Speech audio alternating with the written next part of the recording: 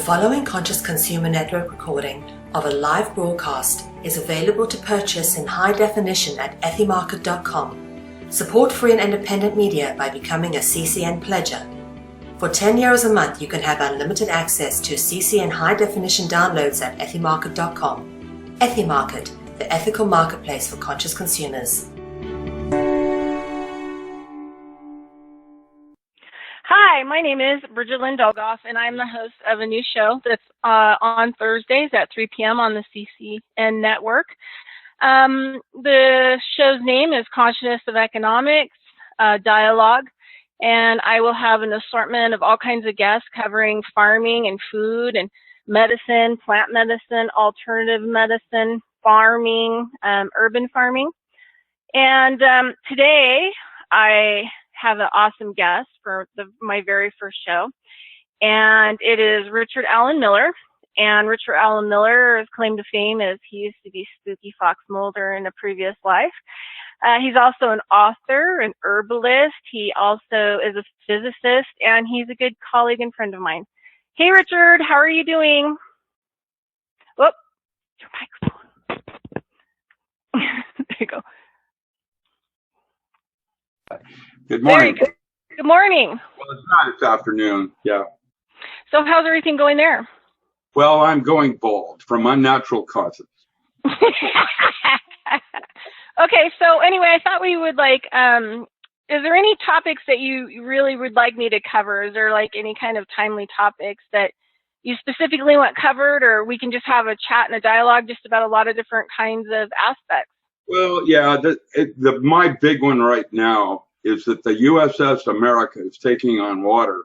And I don't know if it's going to sink or swim, but I think it's time to start manning sustainable lifeboats. And so agriculture is the foundation of that in terms of having small communities producing your own production rather than having it shipped in from transnational corporations. Sovereignty. Right. That's where we're going to go. That's my message today, the importance of that. Yeah, that's kind of how we kind of became friends, was through our farming related experiences. Matt Stein and I did an urban survival skill workshop in Reno, and you helped us set it up. You made it happen, essentially. And Matt and I then, mostly it was military. I think Terry Cassidy and a couple of others were there to do podcasting, and it started a little movement. That's correct. With you. Yeah, and it was super fun. It was a super fun little workshop. People came from all over the United States. I know that you were just recently at the Prepper convention, right? I was at the RK in Indianapolis with Matt Stein and actually the guy from Roadhouse, which is his name. They did a movie on Roadhouse, and he was there showing defense things at the Prepper show. It was interesting. It was Indianapolis. Their facility is huger than my town I live in. I can't believe it. Their fairgrounds. It was huge. I've never seen anything that big. It's like, maybe 4 square miles. I know that you gave some workshops and stuff. So what was it specifically you were working on at that conference? Yeah, mine was just to speak on the day after tomorrow in terms of global changes that are occurring. I'm a physicist and I'm retired, so I don't have access to a lot of material that, let's say, NASA might, but I'm real good at putting dots together. And with the internet, there's a lot of disinformation, and what I'm trying to do is filter it and figure out what's actually about to happen. We have absolutely a Gulf stream change in the Gulf Stream, which means we will have a mini ice age. It won't last very long. The movie, The Day After Tomorrow, is a very accurate depiction of what is going to happen. Basically, Antarctica was 64 degrees less than 2 weeks ago, and the Iceland and Greenland, all the ice is melting, which is rising the oceans of the currents, changing the currents of the ocean, and desalinating the ocean. And that is how we have an ice age. What's causing this is speculation. Always it's about our sun, and the sun has changed its 11-year cycle. because of a flyby comet that somehow sucked off a big plasma stream, and it changed the clocks inside the sun. And so we are now, and that may or not be related to Planet 7X and some of these other things that none of us can prove one way or another. We know that something's happening. It has been seen by the Clovis culture, American Indian. When they crawled out of a cave, they left some cave drawings of exactly what's happening right now. This event occurs every 3,600 years. Man will survive it, but there will be a change in civilization. And I don't know when it's going to happen. It is supposed to happen. Geoengineering and the rest of it that you see around in disinformation and not knowing what it is probably a bunch of one percenters trying to stave off an event that should have already happened. That's my best read on it. I don't know exactly how it's going to play. Matt Stein's position from MIT, it will be a coronal mass ejection that will crash our grid, and then water will become a serious concern for everybody. That's what FEMA was about. So how this is going to play, I don't know. I'm a farmer. I am watching crop changes everywhere across the United States. I did radio this morning with Vincent, and basically Missouri has rain right now and has for the last month. They can't cut their alfalfa. So what are they going to do? If they don't cut their alfalfa, cattle will sell at a low price at the end of summer toward the winter, and then beef will go up so high in price that we'll have to start thinking about other sources for protein. That's basically, the grid's going to collapse. We know that's going to happen. How and when, good luck. I don't know. Once that happens, if you don't have your water together, that's, in my opinion, the single most important thing everybody could do today is have at least 3 days of water on hand for every single person in the household. If the grid collapses, you won't be able to get it out of the well, and municipalities are going to fail. That's a fact. And so to have anything going on, you should have at least some backup plan on how to replace those 3 days the first day. That's probably the first order of business. After that, we can talk about food and herbal pharmacies, places where you have your medicines, because there's no more deliveries to, Walmart or whatever. Walmart prices right now are increasing. They are no longer the cheapest in the United States. And I believe that Walmart, toward the end of this year, may close their doors. I think that may happen. And when that does, that's when the dollar goes sideways and China moves in to take over utilities. They're already doing that up in Canada. So, I don't know what else is going to happen, but my guess is there's something off elliptic out near Neptune that's coming in off elliptic that's changing the orbits and the behavior of the sun and planets.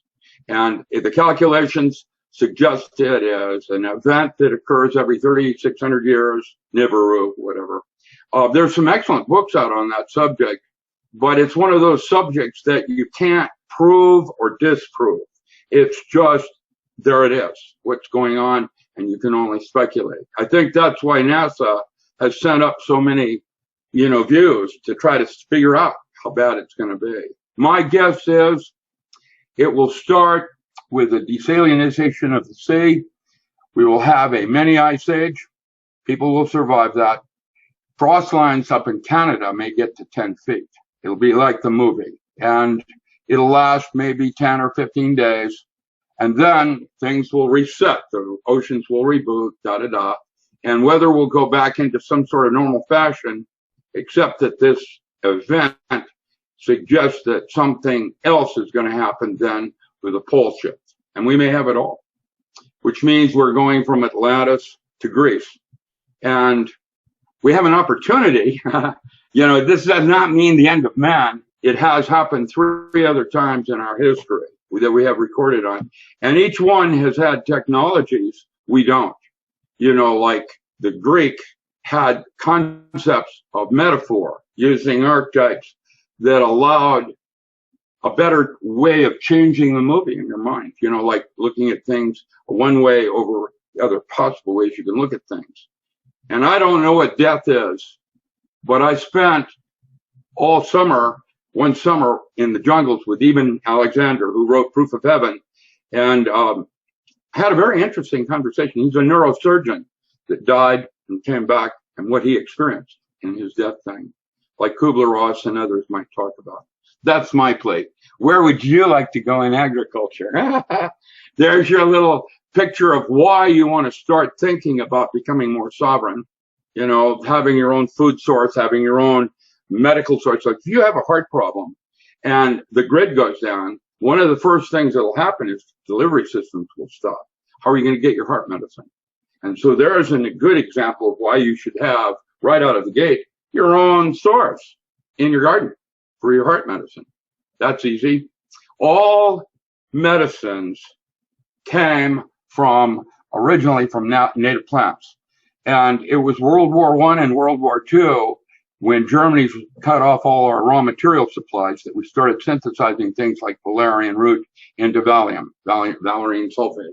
And so I would suggest that water is the first area of business that everybody attend to, having a game plan with a reserve there, like the Mormons might. And then start to think about some of the things that you might need if, you know, our society as we understand it no longer exists. Your foods, your medicines, you know, your entertainment is one of those that we talked about, you know, that thing. There's several categories that are important. Food is the top one, of course. After you have like 3 minutes for air, 3 days for water, and 3 weeks for food. And so there are your priorities. You know, air, water, and then food. Yeah. I didn't mean to make you too speechless. Sorry about that. No, I just I like to hear, you know, all your stuff that you know. But you actually have a book on plant medicines. I haven't seen that. I've written a bunch of books. But the one that talks about how to turn them into, does it actually tell people how to turn it into the medicine? Yeah, I really originally wrote Native Plants of Commercial Importance, and it was 50 chapter. Yeah, here's one on floral pots for the, you know, but it's 50 chapters.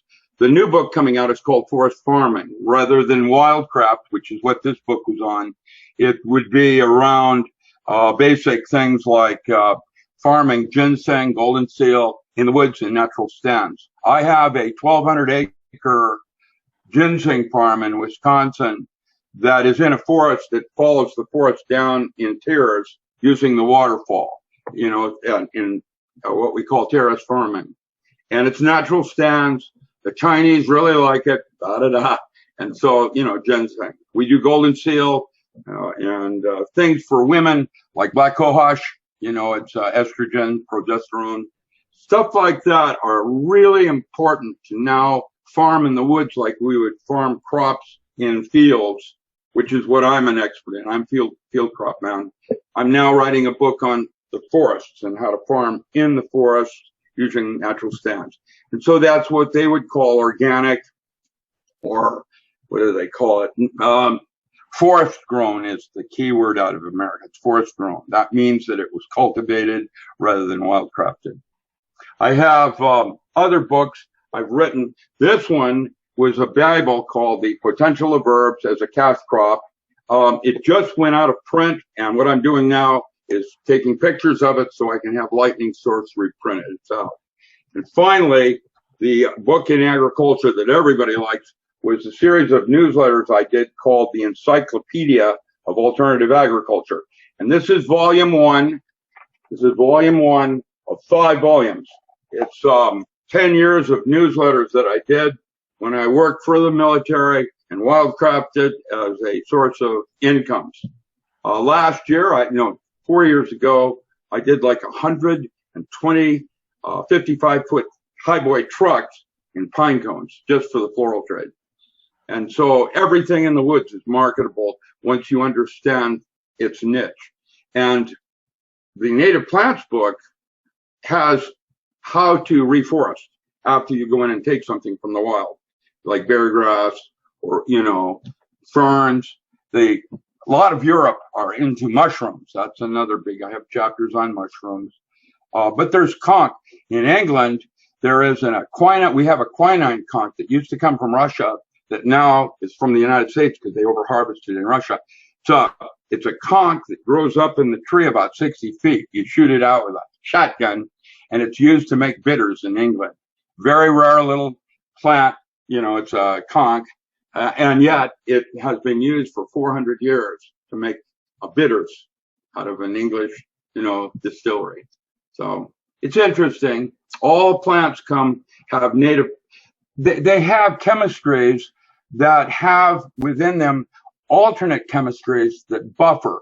For example, if you had aspirin, acetylsalicylic acid, you can find that in aspen leaf and aspen bark, except that the aspen leaf and aspen bark have natural buffers in it with it, which makes it a superior product than just getting an extraction. And that's where there's been a big change in herbs and how they're marketed.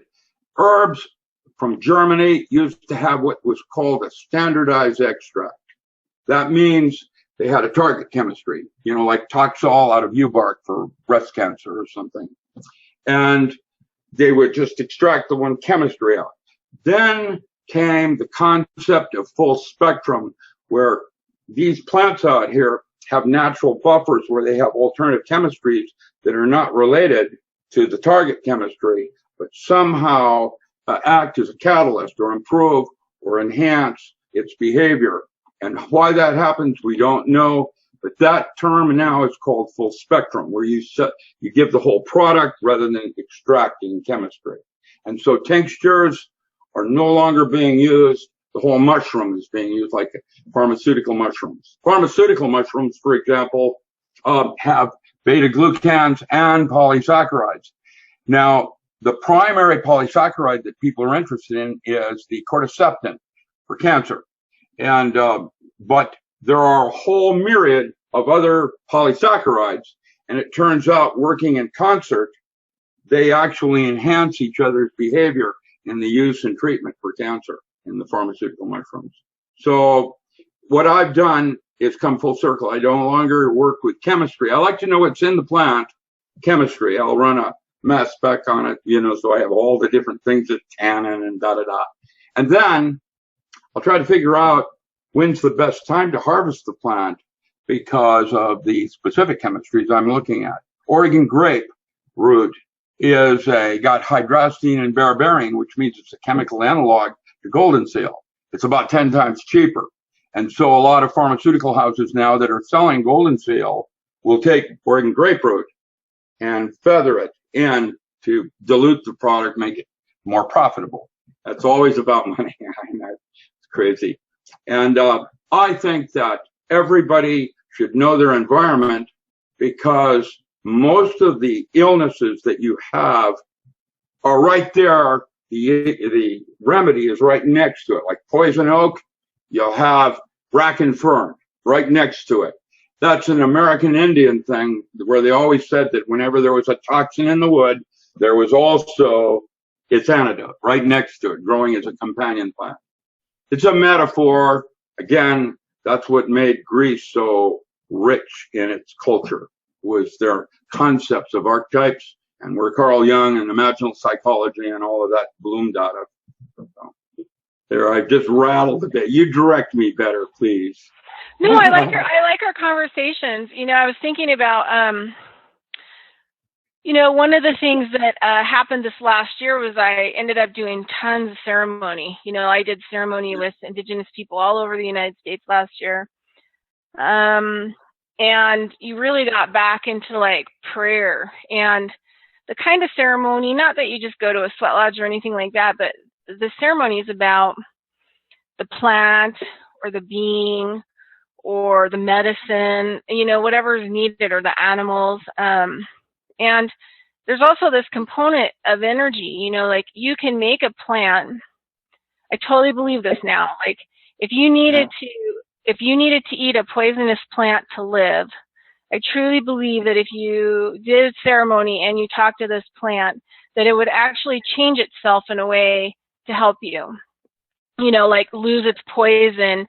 Because the other thing is, like with farming and with plant medicine, there's a lot of other energetic components. You know, people that a we lot don't of even have a concept of yet. That's right. We don't even have. See, we focused on chemistry, and the indigenous, like you're suggesting, had a relationship of totemism and animism where there's a cooperation. You know, it was Chief Seattle in 1857 that said in a very historic speech in the formation of Seattle, how can man own the land he lives on? How can he own the air he breathes? We're only here for a brief moment. Basically, we're caretakers. That's it. And so ownership is probably one of the aspects of our civilization this time around that will be recycled out. And we will go from communism and capitalism to more like communalism, and the way Aborigines and American Indian and other indigenous forms in other parts of the world live. They have a different relationship to their environment than we do. And with that comes access to aspects we don't have access to because of our belief systems. That's one of the, when I trained Navy SEALs, you knew I trained Navy SEALs, SEAL units 1, 2, and 3. And when I did that, that was one of the tools I gave them, was how to change a belief system like you would a pair of clothing, and to actually watch an Aborigine, and the way they hunt for water is quite different than our water witching and current methods that we use today in our normal civilization. Are they better? They're different. And different means they can do things we can't do with our systems. And so we have adapted, totemism and animism, relating to an animal spirit as where you get your energy or power. The American eagle is our logo for the United States, but really I think the osprey is the coolest eagle there is out there. We have the osprey here. That little bird, it's a smaller eagle, doesn't swoop to get the salmon. It goes straight in with claws, 6 feet straight down into the water. And I watched this one osprey pull off a salmon twice its size with about 20 flops where it catch and release, flopping it over to the shoreline. Very tenacious little bird. Yeah, our osprey as an American eagle. Yeah. Well, maybe when the change happens, they'll have to adopt a different kind of energy. That's exactly how the pyramids were built with technologies. We have no idea. Who knows what either it was sound or dance, like Gabriel or the whirling dervish doing their thing with dance. I don't know.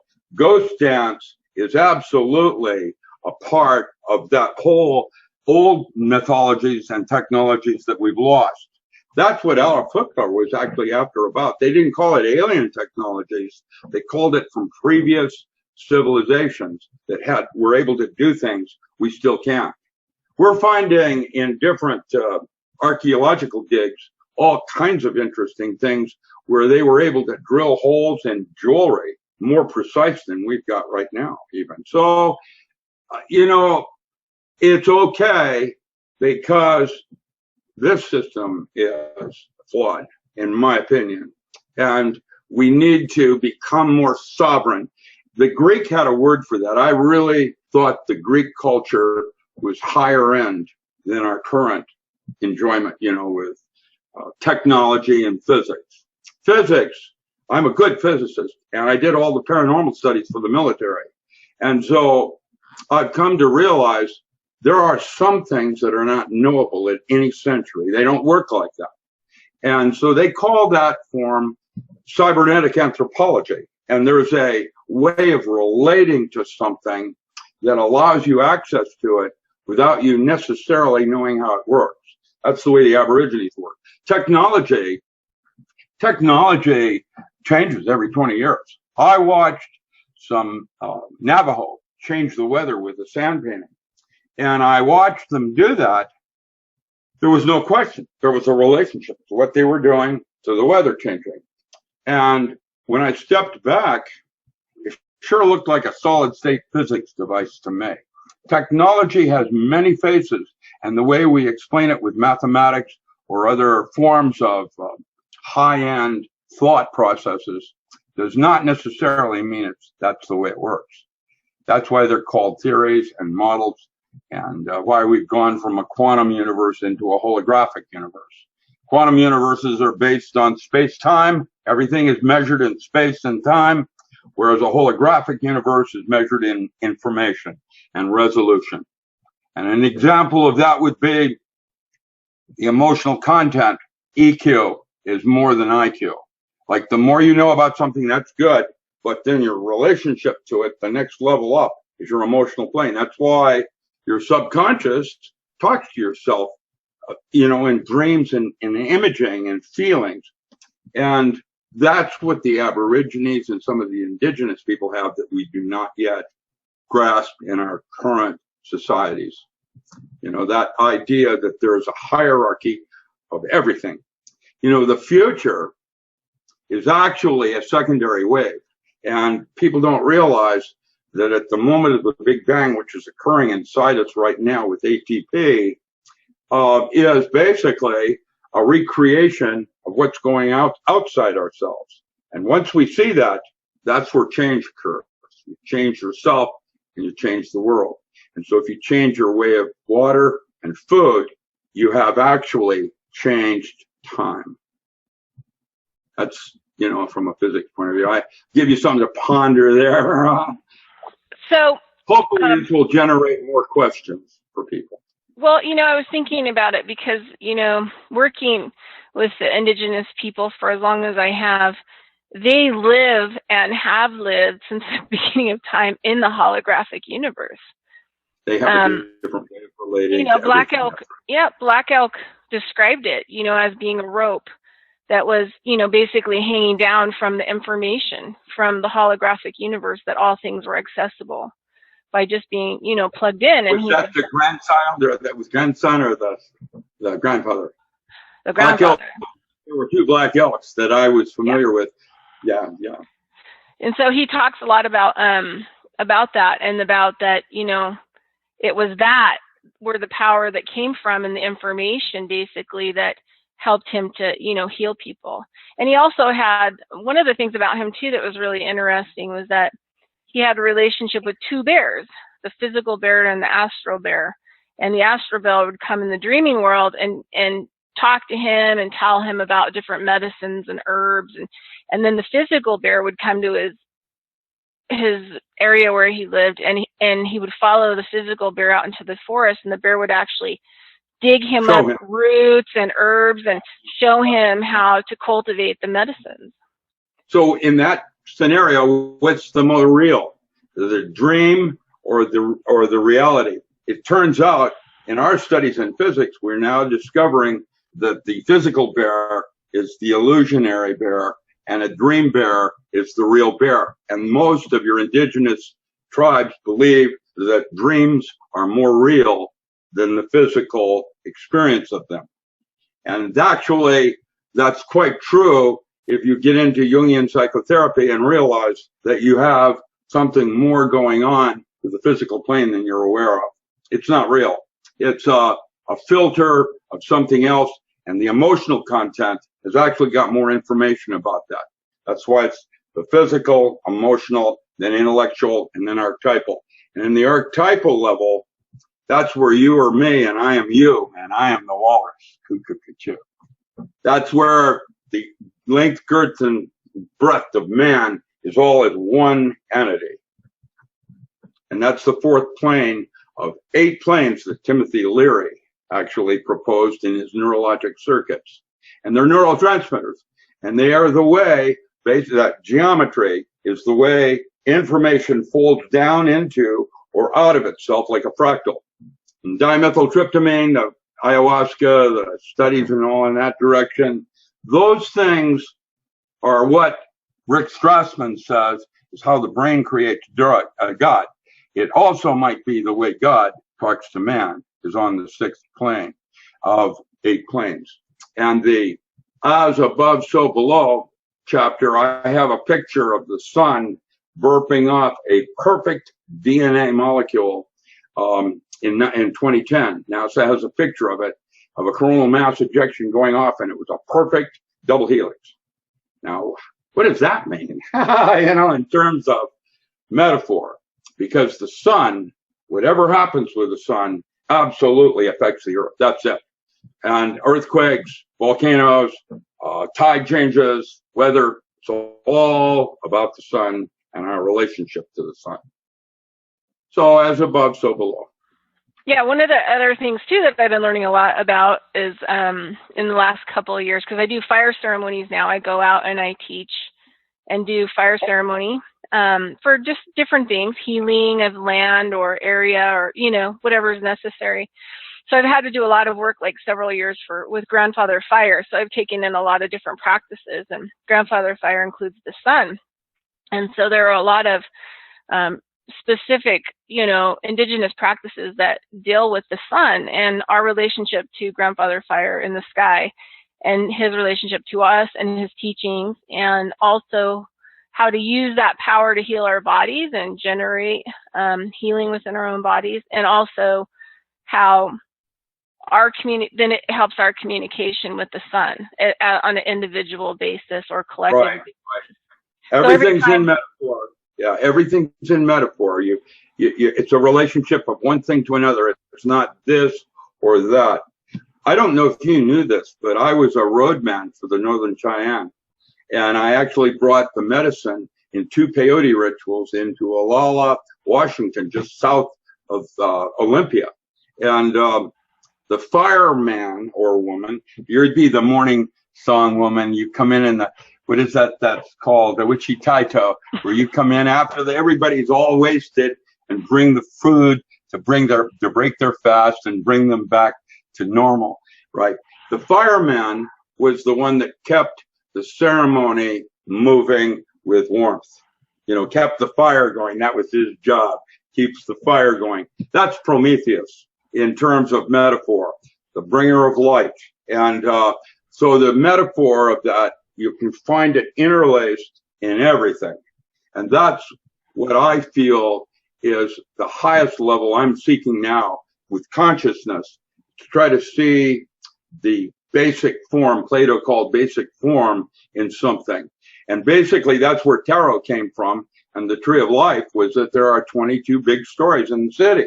And, if you can understand which stories you're enacting, then you know the outcomes. And then if you like the outcome or you want to change the movie. And the American Indian does that. They do it like that. They live just like that, where everything is in relationship to something else. And they always have a spirit guide, something where they have related to the earth. It's totemism. And that's why I don't know if you've ever seen this. This was given to me in ceremony. It is a Hopi medicine pipe. It's got a coyote going into the underworld and the tail. This was given to me by Thomas Panaka. And the most important thing about a Hopi medicine pipe is that it always faces into the fire. And when you hand it to someone else. It doesn't, you don't work it around, and it always goes around in a circle around the coyote. So I don't know if you've ever seen that, but I thought I'd share that with you. That was given in sweat because the Indians that I worked with used to think of coyote as stepping outside the box, the voice of coyote, the voice of reason. You're inside the box or you're outside and you don't know what's going to happen and you're not sure what's going to happen. You have fear and doubt. That's where change occurs. And it turns out the voice of coyote is the same voice as the voice of reason. They're on either shoulder, but they're constantly having dialogue with yourself. Should I do this? Should I not do this? It's interesting. So, okay, let me just. Sorry about that. Let me just give you a blurb. If you're just tuning in, this is a new show on Thursdays, Consciousness of Economics, a Dialogue. I'm the host, Bridgette Dolgoff, and my guest today is Richard Allen Miller. And Richard Allen Miller has a website, which is richardallenmiller.com. And he has all kinds of great blogs and stores and places to buy his book. And you can also find him at Dr. Alan Miller on Facebook, too. He loves having new friends. So, by the way, I should mention Richard Allen Miller is ALAN. Yeah, right? Richard ALAN. Yeah. Yeah. And then my publishing is actually oak-publishing.com. Originally, Oak was a think tank I put for Boeing and Douglas United Nuclear and Battelle, because I was part of Dr. Cohen's original think tank at Princeton.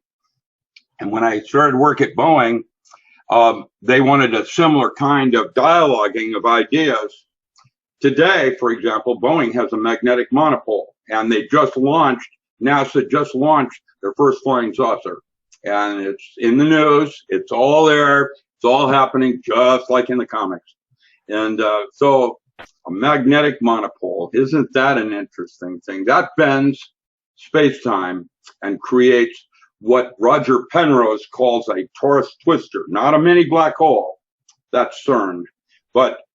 And that's where Hawking, different ideas do different things. Hawking started talking about black and white holes, and Roger Penrose talked about torus twister space. And it turns out they're approximately the same thing, except that Penrose's concept takes you into a geometric universe, which allows more access to do things with that. And the magnetic monopole is one device now that we have that will actually bend space-time, and you can teleport. And the teleportation aspect has just come out by Lockheed, and they have a teleportation laser for communication. It doesn't need encrypting. It can be teleported from here into your dot box, just like that, as a laser. So our technologies now are basically based on our imagination. Imagination at our level of a consciousness is reality. In other words, if you can imagine something, it's absolutely true, and even more than that. That is how imagination works. How it works right now, the big theory is structured water inside the body. The structure in water is 1 million times, that's 6 zeros, way more efficient than gallium arsenide that's currently used in our current computer chips, which means that the water inside your body could contain all of your ancestors and your future. And the American Indian uses dreams to access a lot of that. And then that dance thing they do called ghost dance to contact, the ancients. And they have this lineage that they do through dance that I have studied a little bit. Ghost dance is interesting. The whirling dervish do the same thing. And Bridgette has it's a movie out called Meetings with Remarkable Men. That's a worthwhile movie about Bridgette's early life and his work with the whirling dervish. And the dervish have a dancing similar to ghost dance that allows them to change space-time. And I've seen it because that's something I did for the military. How it works, I don't know. The math on it seems to be similar to that of a rodent coil, of what they call a 9-6-3 step form. And its rodent coils are these free energy devices that came out of Tesla. And I don't know how that all works yet. It's technologies that we don't have that I think previous cultures did. And so that's one of the things that I find very interesting. And the American Indian seems to be tuned right into it. Their dance thing is way, way more interesting than any of the other dance I've seen. Well, I always tell people,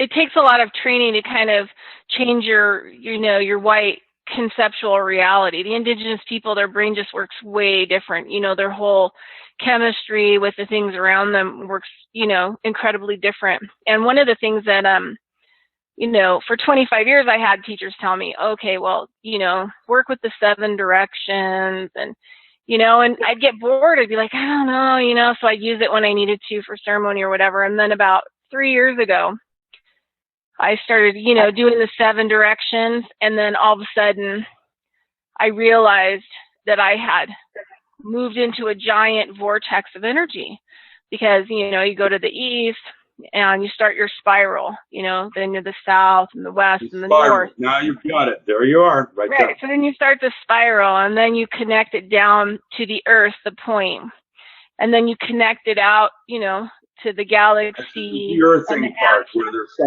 some signal coming through the feet. Who knows how that works? And then you have to do the invite of the creator and yourself in the middle, and that kind of opens it all up, right? And you become this open vessel. So like 2 or 3 years ago, I was doing it after 25 years, and I was like, Shazam! And I was standing there, and I'm like, oh my gosh, I'm like a giant energy vortex expanding out into the universe.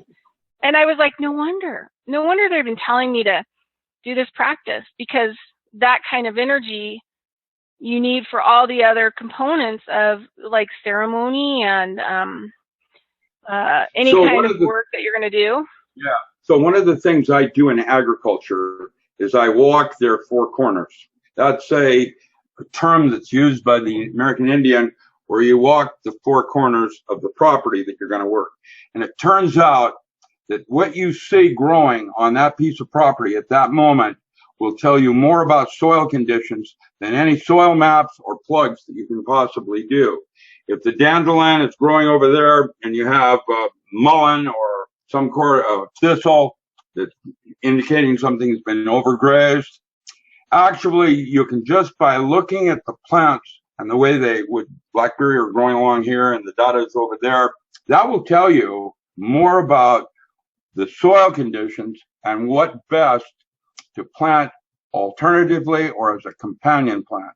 And companion planting is a technology that intercrops different rows of different items to kind of discourage certain kinds of pests. You might put pyrethrum, which is an organic insecticide, in around the borders, and then the second tier in, you might put marigold to stop the thrip and nematode. And then you might do an English thyme in between the next crop. We do this in grapes, for example. And San Michel Winery put English thyme in between their grape arbors instead of just dirt. And what happened next is it increased the Brix of sugar. It not only took out the nematode and thrip, which is a problem with the grapes, but it also enhanced the Brix of sugar naturally in the grape. And they won Best Year Winery that year because of that, putting English thyme in between the grapes. Companion planting, where you have a relationship of one plant to another in terms of working with each other, is another extremely important metaphor.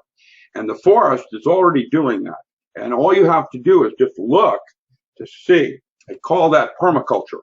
Bill Mollison and some others have developed permaculture forms where they will look at the different stories of plants, because there's different stories of plants and the relationship of one story to the next. There's a companion plant that grows in pine forests called princess pine. It's Pipsissewa, and it's not a pine-looking thing. What it is, it's a flavonoid like sassafras to make root beer. In fact, princess pine is the secret ingredient that makes the distinction between Pepsi-Cola and Coca-Cola, princess pine. And it's a companion plant that grows specifically in pine forests. It requires a certain acidity and a certain kind of duff in the soil. That's a leaf drop over centuries, creating a forest. I saw Paul Newman's video on spotted owl, and he showed graphically the distinctional difference between a forest and a plantation, where they had gone in and logged it and then reset the trees. It's not the same. There is a woman up at University of British Columbia in forestry that has done a video on mycorrhiza and how there is, just like in the movie Avatar, a mother tree that sets up a networking using mycorrhiza as a communication system on when a forest fire or winds are coming through. And now they're proving it. And it would suggest that the mycorrhiza in the soil is a type of consciousness, like Gaia. And it's right there in front of us. And we don't see it because we're not looking at the soil the way we might otherwise. And that's the concept of belief systems and assumed truths.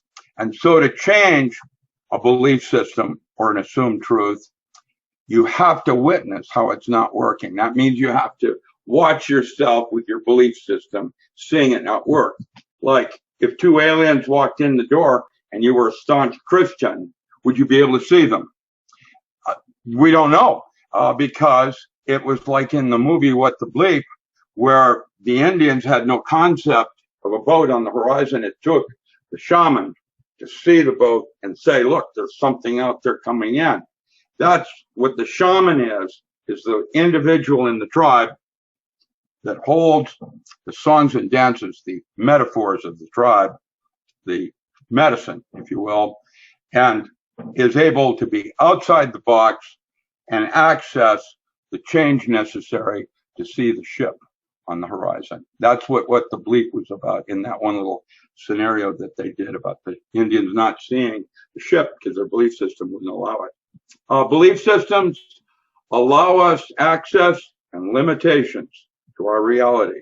And that's why it's interesting to realize that belief systems are arbitrary and should be used as tools rather than given assumption truths. It's a metaphor again. That's what the American Indian does that I find interesting. They don't make those kinds of assumptions we do. They have a different relationship to their consciousness. Yeah, one of the in the really old types of practice of shamanism, to get to some of the higher levels, they always talk about your emotional body, because your emotional body has to be in proximity to your energy body and your physical body. EQ. EQ. Yeah, and so sometimes you go through these shamanism practices and they literally scare you to death. Like you have death over and over again. Your heart stops because you've been frightened to death because your experience of everything is so cluttered, and not expansive. And so you see somebody stand in front of you and disappear and stand in front of you and disappear. Back in the old days, I'd literally just black out. My brain just couldn't even function. The concept of bilocation, too. I actually have a picture of Don Gennaro flying. That was one of the things I did for the military. Peter First and I went down into Oaxaca. We encountered this medicine man that could leap from one rock to another way over here like a flying squirrel. I actually have it on film, pictured in a very rare book out of Canada called Arts Canada. It's a magazine. And the issue is called Stones, Bones, and Skin. It's on shamanic art. And Peter First and I did that in 1971 and actually had a picture of Don Gennaro flying. Don Juan and the teachings of Castaneda, well, all of that is, that was a composite. But Don Gennaro existed. And we actually got a picture of him doing that. Paranormal phenomena is available even in farming and other kinds of things where your mushrooms are different. Your crop is different because of your belief system. Baxter and others tried to talk about the secret life of plants where you could communicate, to a plant and say, I love you. And the plant would give you more flowers. That is not exactly how it works. But now we're starting to realize that it might have something to do with structured water and the way you pray and intent into the water. Just sitting around a table and saying grace changes everything in the food and digestion system of everybody. How does that work?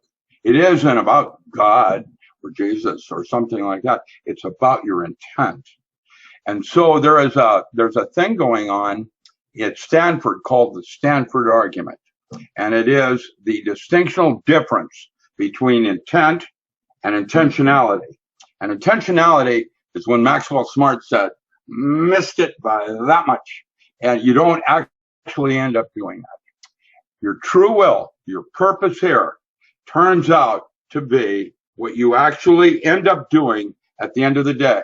And while you might have had a terrible day, kicking and screaming and fighting and, hassle, you had choices because you could have been Buddha and allowed the mountain to come to you. And that's called flow. Whether you kick and scream and create karma and energy, that's the emotional content that once you have your emotional body in tune, what you do can't make a mistake. You're working from the gut. You're working from instinct, not your upper brain. This brain is mostly here to make all your beliefs true. That's what it's there for. The gut, the enteric nervous system, that's outside space and time. And it gets you closer, like, to spirit. That's why we are so drawn to animals that are closer to spirit than we are. They are doing exactly what they're supposed to be doing, whereas we're more complex and questioning because we don't tune in to the emotional body of how we feel about something. The emotional body is the higher level of the physical plane. And after that is Plato and his archetypal, basic form of what the intent is about, like to serve man or to serve yourself or whatever. If everybody was doing what they were supposed to be doing, Aleister Crowley would have said, none will say nay. That means you're in sync with everything. You're doing what you're supposed to be doing here on Earth. And that's probably the first real challenge for man, is to discover his purpose. Each of us have it. It might even seem that some of us are out of sync with the other, like we're in counter position with each other. And that part is God's will. If we're both doing what we're supposed to be doing, it will work perfectly. That's why we were God's chosen.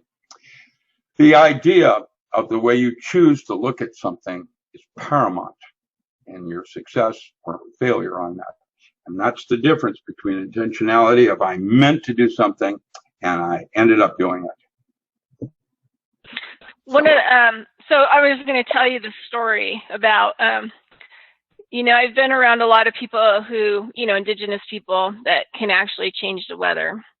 One of them, he's going to be on June 18th, a guy I did a whole bunch of ceremony with, Shoshone medicine man. But anyway, so in one of your colleagues, I'm not going to mention his name, who studied with Wallace Black Elk when he was a boy, he was telling me a story about the Shasta people, and that, they hid all their, stuff. They knew that the white people were coming, and they hid all their medicines. And medicine is everything that's magical, right? Or is part of their life, and they use it. And they had this song, he called it when they started to, I guess they went in and they did a archaeological dig or something in that area.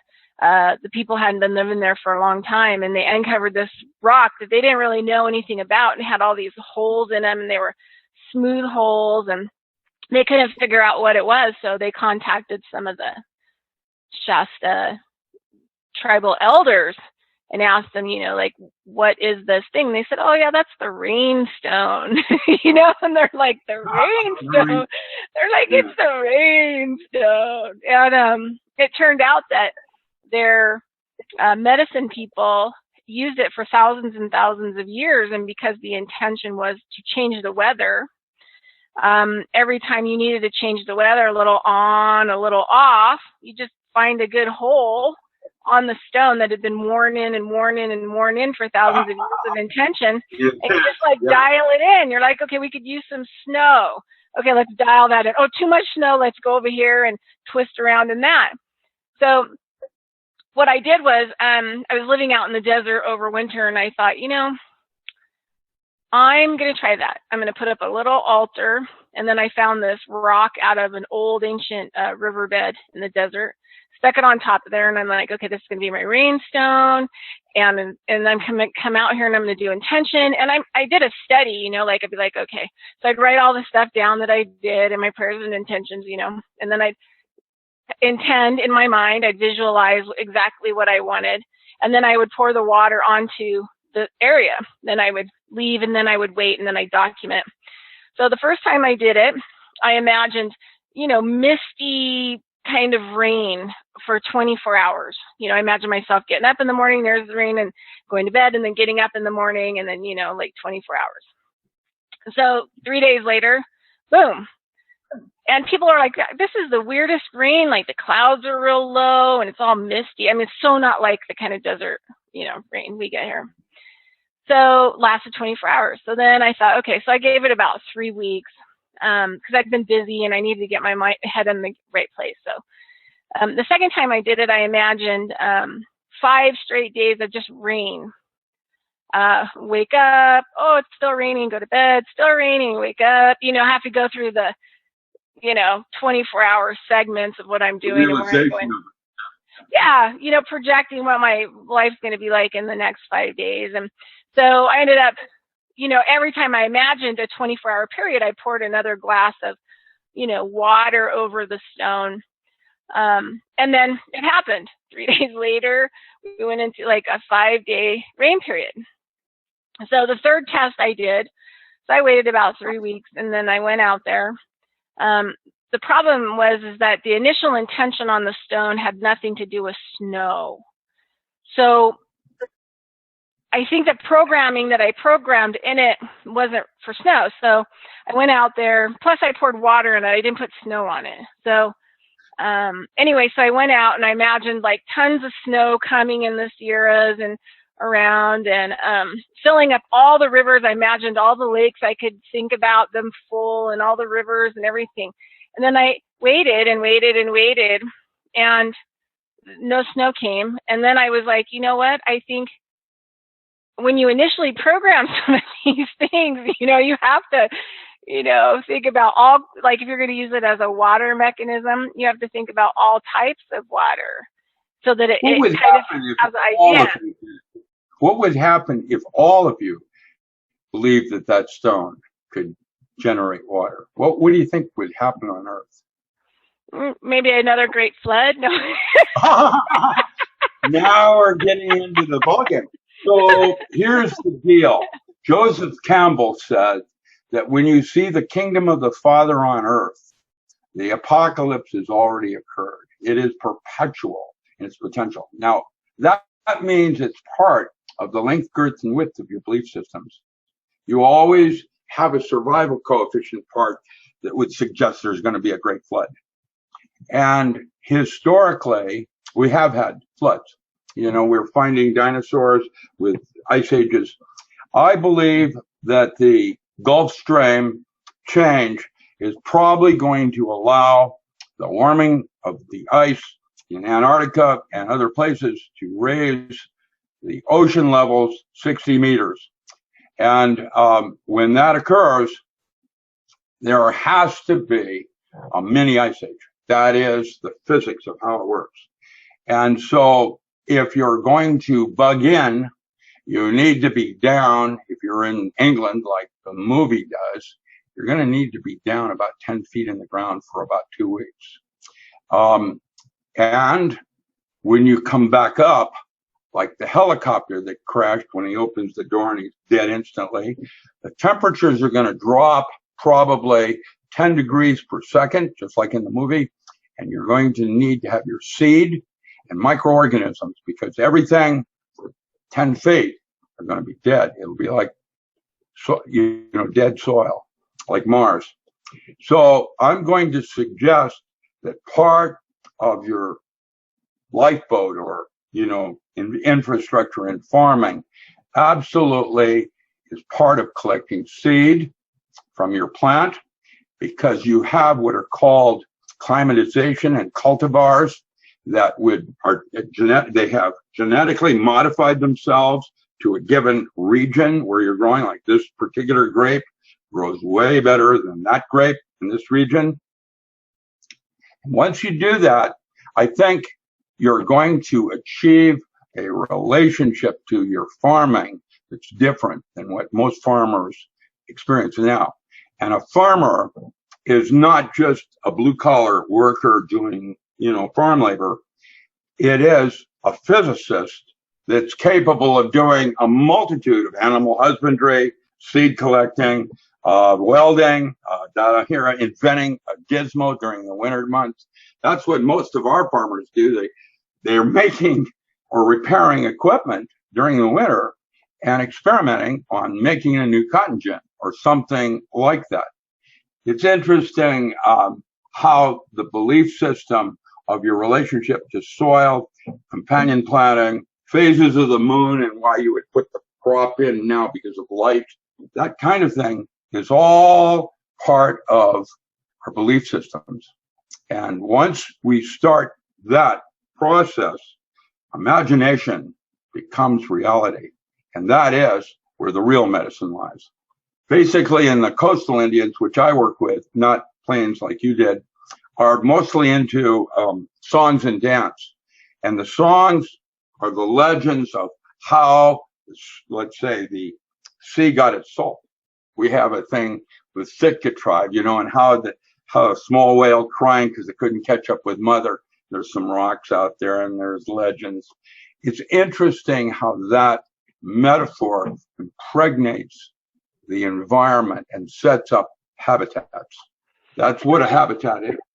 Yeah, but one of the things too is even though they're legends, there are also ceremonies of respect to the salt that acquired in the ocean. So that way, when they do harvest it, it's medicine because they know it by name. They know it by relationship, and they know its history. Just like if it was its mother, it was your mother, your father, your grandmother. That's what the coastal Indians call medicine, are their ancient beliefs that were traditionally passed on from one generation to the next. Some American Indian have lost their medicine. Others have brought the medicine back to the Makah and other tribes that have lost it, where they bring back their traditions, because the traditions are different than the current ones we're enjoying, and allow a different relationship to their environment, to include changing the movie. That's the big one, changing the movie, the current movie you're enjoying. Yeah, no, it's all about changing the movie. So just a couple of things here.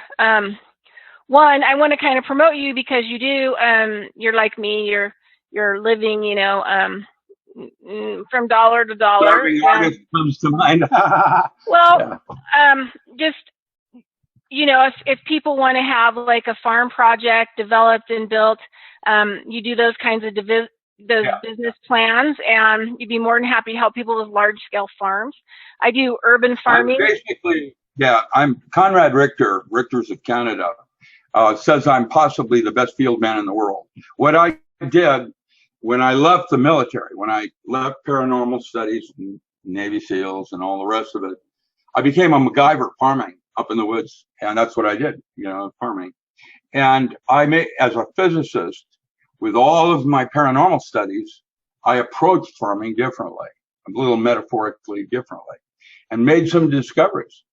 A farmer is possibly the most sovereign person on earth, not as it is today where large corporations are controlling the small farms. But a small farm is not about money. Money is a theatrical prop, and what's real is labor. And when you do labor, you have something to show for it. And when you do it with intent, now you have victory. And to have the ability to have your own water and food, if the grid were to collapse, medicines, that is the first step toward enlightenment. And that is absolutely the relationship you have with yourself. And that's what they meant about changing the world. If you want to change the world, you change yourself, and the world changes with you, because it's projected from the inside out. That was Rudolf Steiner. And basically, I sense that the relationship of a farmer that wants something to grow, there's so much of a reward to see something flower and you smell it in a field. It's like a feedback of energy. And, for a lot of, also too, because I went through Steiner College in Sacramento for biodynamic farming, and then I worked at it. I'm trying to figure out how to do big biodynamic farms to support inner city, local, because a lot of the medicine has to be developed in the same area for the land to do the urban farm projects, which I hope within the next 6 months I'm going to start traveling around the U.S. and building them for people in communities. So hopefully that will go well. But you did the big farm, so if people want to Well, contact I do Richard. small farms, really. Mostly when I say big farms, the urban spice trade is usually you start with 2 acres and then you expand, usually to 20. And then the business plan includes diversification, where you have a series of other crops that concert with each other so that you can develop cottage industries. Because what you've got, again, is labor. And the more labor you can put into something, like making it into a catnip pillow for cats or whatever, you're adding value before it leaves farm gate. And that's the part you want to do. Now, that is niche marketing as opposed to storable commodities, which you would call big farming, like wheat and corn and so on, where there's hundreds of farmers putting into one thing, where the small farmer is more diversified. We'll probably do 9 to 12 crops, have 7 or 8 of them that interface with each other in a series of products like soaps, insecticides, where you have a value locally and regionally. Mushrooms, for example, in a big city like Vancouver, BC, all the surrounding area now will be growing crops to feed the restaurant trades for specialty foods that you can't get off season, like basil. And so there's greenhousing. When I worked military, I was Lunar Base Alpha 1, working hydroponics. And today, that 45 years later, it has evolved into aquaponics. And the military sent me out to this bunker up in Weimar on Evans Creek to look at this 258-foot greenhouse that was an aquaculture. And that facility today had a throughput of 50,000 head of lettuce 24/7 every day. Now, lettuce is a stupid crop, and that's just for gourmet markets. However, I watched a head of lettuce using aquaculture, and it was a flat system rather than a vertical system. You know how they have it tumbling now? That's a new system in aquaculture. I watched a plant go from a plantlet to a full head of cabbage or lettuce in 7 days because of the efficiency of setting up nutrients. It had nematode and other kinds of bacterial habitats in the cycling of the water that was germane, and they had it as a closed system where you had tilapia or salmon or other kinds of fish intercropping with a thing. In the system I did in original hydroponics, we discovered that equal forms of 1/3 chicken manure, 1/3 rabbit manure, and 1/3 worm casings constituted a whole food for all crops. And you needed no other things besides those 3 ingredients. And so, of course, the United States has made that illegal because it comes from animal sources and may have salmonella and or other kinds of infections that get into the crop. And so now you are required to get your organic or inorganic salts from various mines and things like that. But I worked for Art Pilgrim, who is now in Kuwait setting up all the hydroponic systems there. It was a closed system. We had a clean room. It was 1970. And you had to go through a sterilization to go inside the clean room. It's for outer space. It became later the Space Center in Kent with Boeing. But at that time, it was in South Park as the Boeing Scientific Research Laboratories. And what we would do is we had graded floors, and the chickens would poop into the water. The water had a green algae, blue-green algae that we were working with. Tilapia was the milkfish, and it was a closed system. And if you did chicken manure, rabbit manure, and worm casings, 1/3, 1/3, 1/3 by weight, mix them up, you have a complete nutrient set for any kind of farming you want to do. And that's why you have a relationship of hierarchies like mycorrhizae with mycelium and da-da-da-da-da. You have chickens, you have rabbits, and you have worms. And once you have those, you have a closed system for all your nutrient needs. I don't know if you knew that or not, but that's something to always remember. As a closed system, You don't need to go to the outside. You can grow anything you want with those things using just plain water.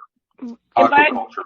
And biodynamics, just for soil, we use lots of different types of animal manures to get different yields on things. Like root vegetables, pig manure always works the best.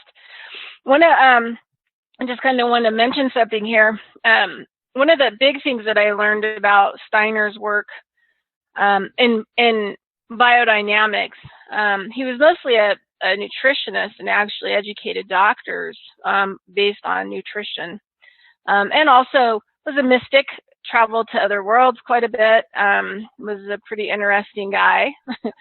But in my learning to do it, they said that you had to kind of go through 3 seasons, and then that whatever you were harvesting on your land or growing would become the medicine of your land, and the medicine for the animals, the medicine for the soil, and the medicines for the people. For example, the first milking cow, Jersey milking cow they got for the land out there at the Steiner College, she was nervous.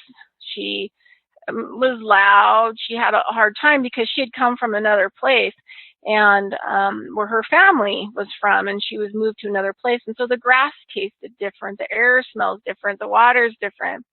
But then she has an offspring, and she's half as nervous and half comfortable being there. But by the 3rd time, when that cow has her first baby, the 3rd offspring, or the 2nd offspring on the land, that baby's totally comfortable, doesn't make a whole lot of noise, is pretty happy, spread eagle out in the sunlight, because she's familiar with the grass. The grass has become her medicine, and her poop is comfortable there. There's no nervous chemicals or stress chemicals going into her poop.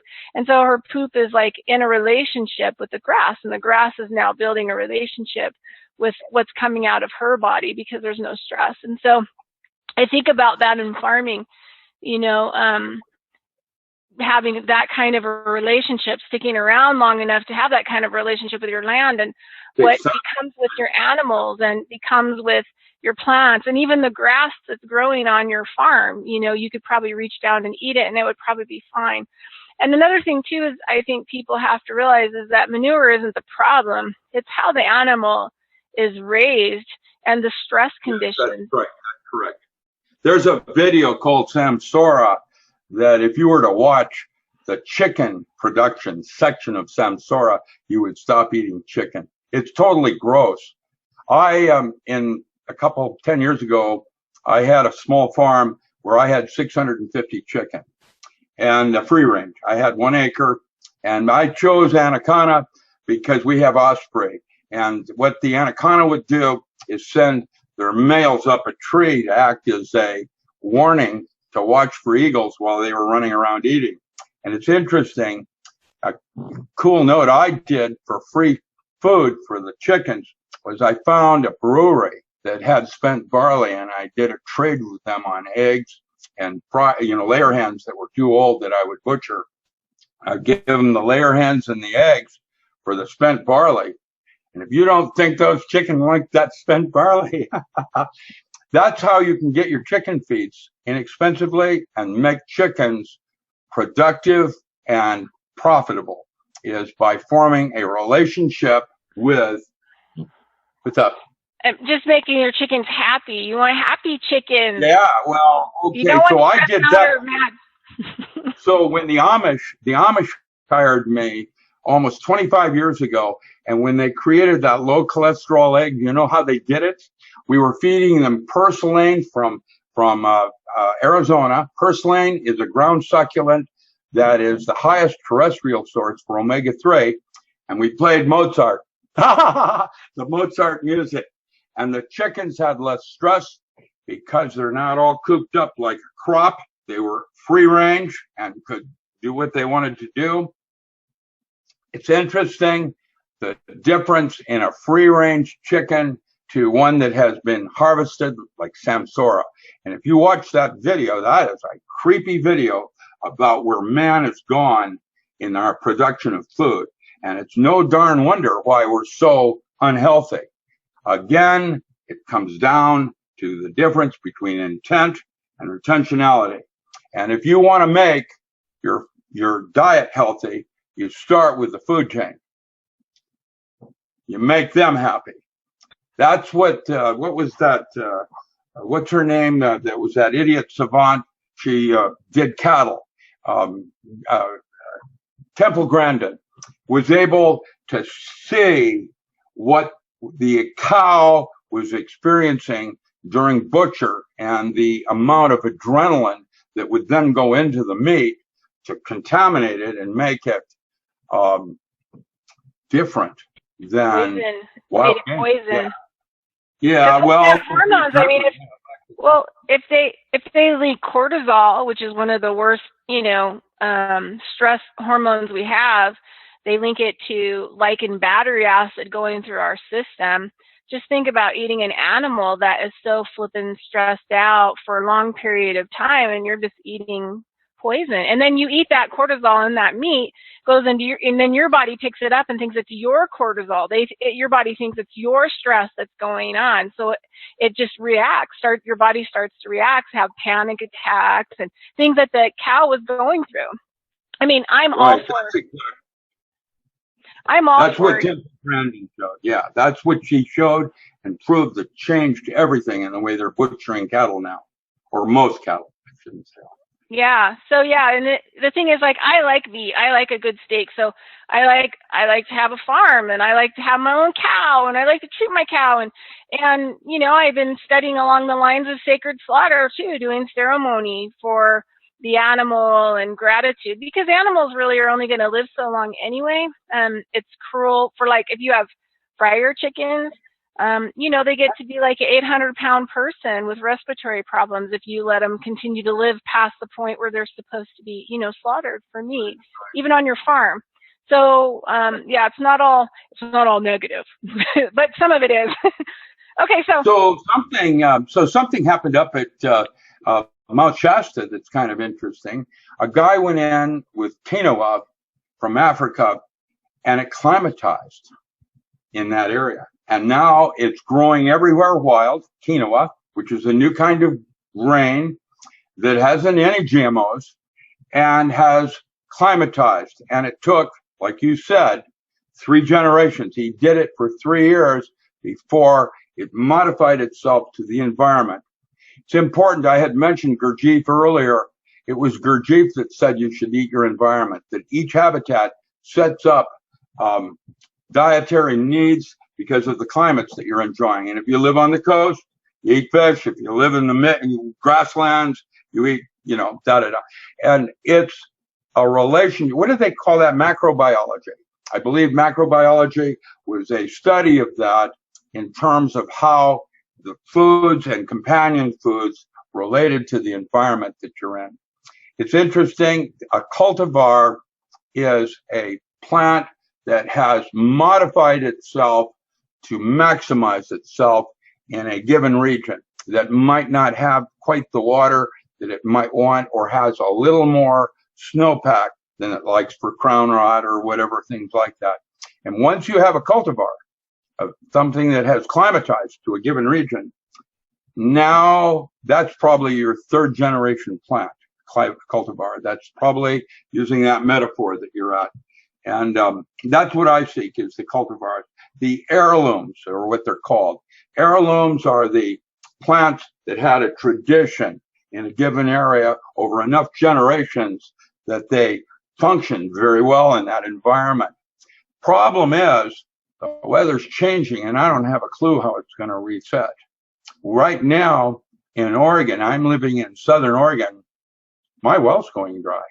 That means I'm going to have to drop it another 100 feet. Why? They're changing the water everywhere. All the aquifers that we would assume are full and plentiful are now starting to dissipate.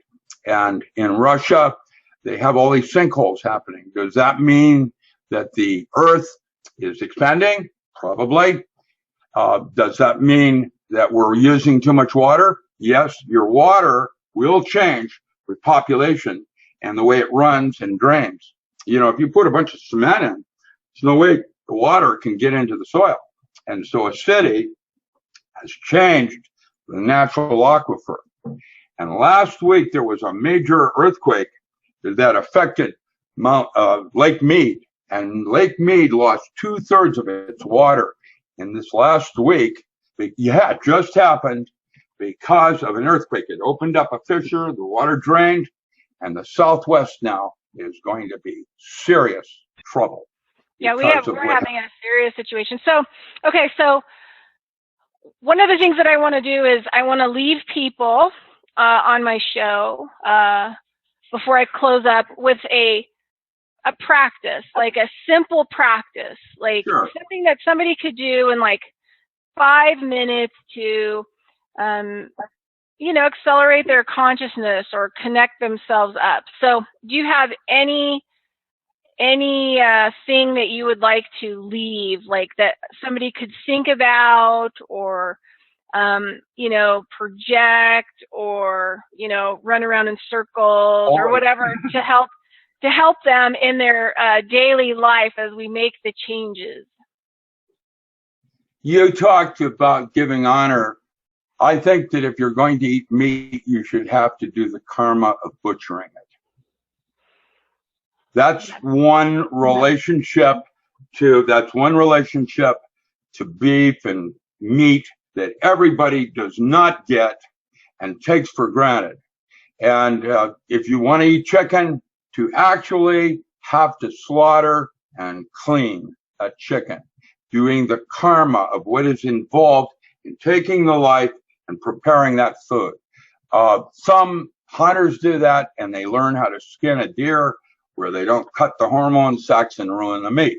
There is all kinds of things we could be doing, but I think the first one is if you're going to take the life of something that is a higher life form, like a deer or a cow, pig, that you should be required to at least know how to slaughter and clean it. And that would give you the right. That is another Gurdjieff teaching, by the way, the karma of what your diet includes. Personally, I eat a diet that has no face or grandparents. And so I don't eat fish anymore because they glow on the West Coast here now. It's real serious. And just with Fukushima and what has happened, they're not telling us the correct truths, and they have downscaled everything, including Richter scale. When they say that there was a 6.4 earthquake in Nepal that killed that many people, I can't believe it. It's like it was probably a 7.8 instead of a 6.2. And I'm guessing they're downsizing everything from background radiation. Background radiation everywhere in the United States has increased 10 times. Is that dangerous? No, not necessarily. It is to children, that don't have a developed thyroid. Where you choose to farm, I think, is going to require a greenhouse because of the particulate that's now falling out of the stratosphere. And I'm going to suggest that a lot of the food that we grow for our edible be covered and protected now. You can do that more efficiently than field crops, and hydroponic systems require a different relationship to the plant. So, look at your dog. Beautiful. What is that? What kind of dog is that? I've lost your sound. No sound. She's Lab, Shar-Pei, and cattle dog, but she's wanting to see what was going on. So she wanted to see what I was looking at. Cool. Yeah, animals are closer to spirit than any of us. That's why we love them so much. And I've trained her to farm, so she farms and herds, and so when I get my big farm, it's going to be exciting. So yeah. Okay, so let me run down a couple of things here. So what Richard said is to honor your food, know where your food comes from, and maybe, visit your farmer and be involved with the slaughtering of the animals that you buy. And more so than not, pray for the animal before you buy it at the grocery store. Buy local. Yeah, exactly. Buy local. Go to farmers markets. And support community and agriculture. Yes. Yeah. So the other thing too is that if you need farm production, you want to talk to somebody to have some consultation about building a farm, cash crops, what's best suited, you can go ahead and contact Richard, and from his website, Richard Allen Miller, which is ALAN Miller.com. You can also find him on Facebook, and that's how he makes a living. And he also makes a living by selling his books. So if you get on his website, there's got to be something for everybody. His latest book is the Power Tools book.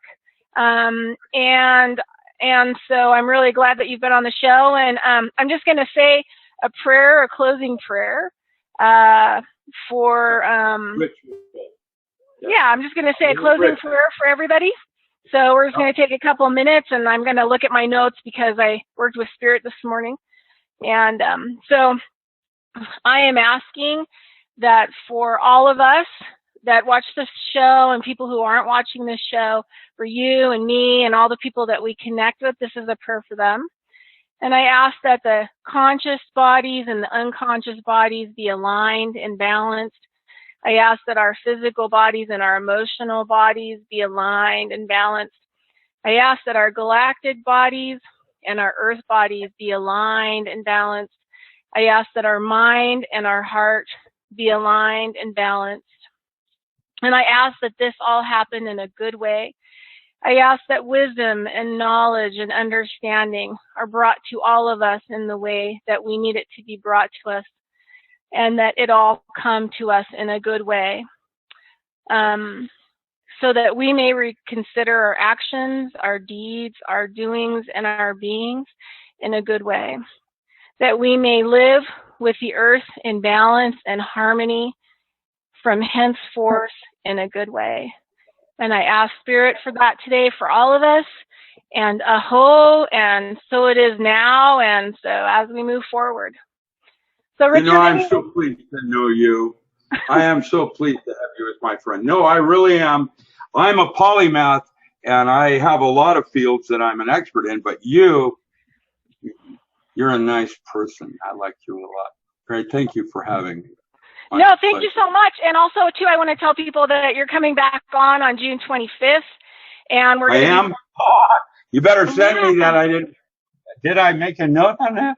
June well, you 25th. should, because we're gonna discuss your lifeboat work with the military, right? For people in case things kind of go bad and you have ideas. Well, I'm working for the military now, yeah. It's and I don't know who I'm working for. How's that work? My pay grade doesn't get me access to the full money. Yeah, the 26th is Friday.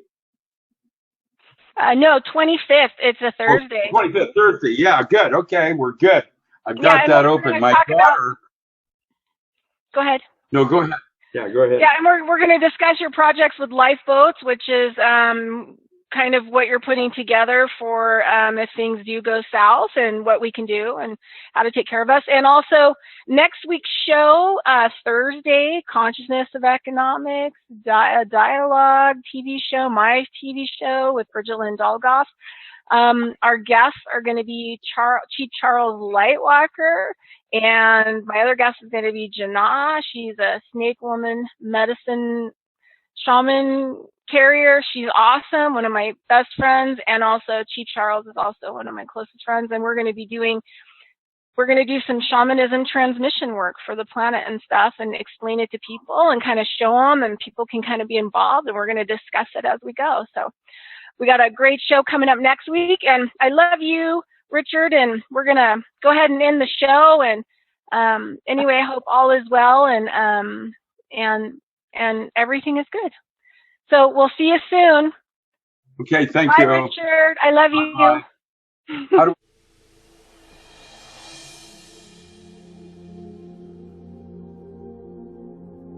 Who are we? What are we? Why are we here? How did we get here?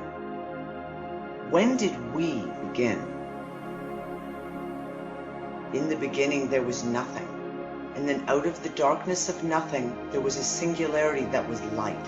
And that light expanded to become all. Are we beings created of earth and clay?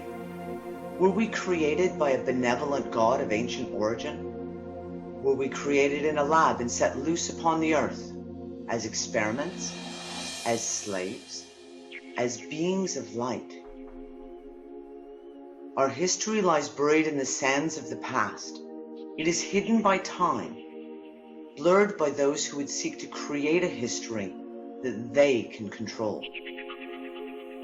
We live entwined in a sticky web that binds our past and shackles our present in an elaborate deception of what isn't and never was. History has been written by the victor, yet who is the victor that has been writing our history?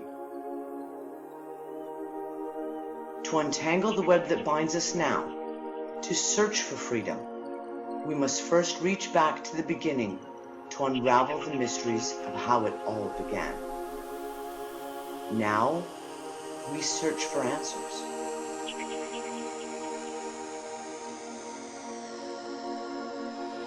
Origins. So it begins at the Untangled Gathering.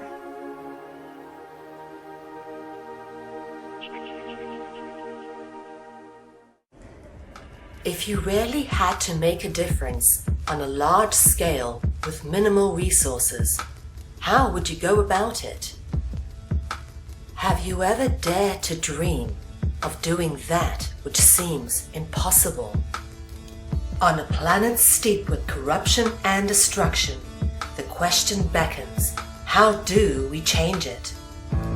Media has a far-reaching impact on people and has been used to manipulate humanity into our current destructive patterns.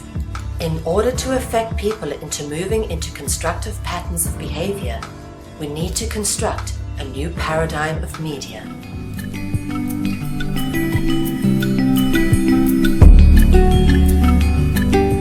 Conscious Consumer Network has been created with the explicit intention of giving the amazing truth-seeking, solutions-orientated, alternative media a place to fully realize their true potential, with a cutting-edge, high-tech professional media platform being made available to use at no cost to the broadcaster. In turn, some of the greatest freedom-seeking hearts and souls of our time have realized the true potential of what has been created and have come together to provide their insight and inspiration on CCN. Conscious Consumer Network has become a unique, interactive information and educational network which provides a free-to-view, live-stream, ultra-high-definition channel to the world and features 25 live shows a week and growing with the addition of multiple language broadcasts. CCN has features comparable with mainstream media, such as being able to pause and rewind broadcasts whilst being live-streamed. Catch up on this or previous broadcasts, now available from CCN High Definition Downloads. You can now purchase a high definition download of your favorite CCN show from ethymarket.com. Support free and independent media by becoming a monthly pledger. This can be done with a monthly pledge of €10, which will allow you unlimited access to CCN's high definition downloads, which hosts a back catalogue of over 250 shows which have been aired since the launch of CCN on the 1st of January 2015. In order to keep CCN free of corporate sponsorship and advertising, CCN has launched the Pledge 300 campaign.